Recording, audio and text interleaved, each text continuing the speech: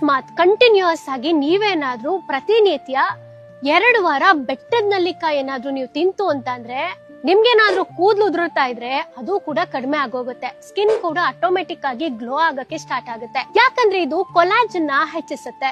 ಅಷ್ಟೇ ಅಲ್ಲ, ನಿಮ್ಮ ಸೊಂಟದ್ದು ಸೈಜ್ ಕೂಡ ಸಣ್ಣ ಆಗುತ್ತೆ. ಮುಖದಲ್ಲಿ ಪಿಂಪಲ್ಸ್ ಕೂಡ ಕಡಿಮೆ ಆಗಕ್ ಸ್ಟಾರ್ಟ್ ಆಗುತ್ತೆ. ಯಾಕಂದ್ರೆ ಇದು ಇನ್ಸುಲಿನ್ ಸ್ಪೈಕ್ ನ ಕಡಿಮೆ ಮಾಡುತ್ತೆ. ಆಗಿಂದಾಗೆ ನಿಮ್ಗೇನಾದ್ರೂ ಮೂಳೆ ನೋವು ಬರ್ತಾ ಇದ್ರೆ ಅಥವಾ ಹುಷಾರ್ ತಪ್ತಾ ಇದ್ರೆ ಅದು ಕೂಡ ಅವಾಯ್ಡ್ ಆಗುತ್ತೆ.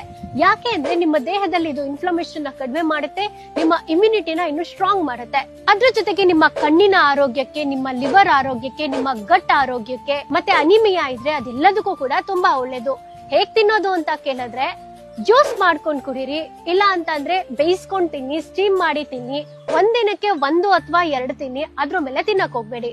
ಗೊತ್ತಿಲ್ಲದೆ ಇರೋ ಫ್ಯಾಮಿಲಿ ಫ್ರೆಂಡ್ಸ್ ಎಲ್ಲರಿಗೂ ಶೇರ್ ಮಾಡಿ, ಸೇವ್ ಮಾಡ್ಕೊಳ್ಳಿ. ತಪ್ಪದೆ ನಮ್ಮ ಪೇಜ್ ಕೂಡ ಫಾಲೋ ಮಾಡಿ. ಧನ್ಯವಾದಗಳು.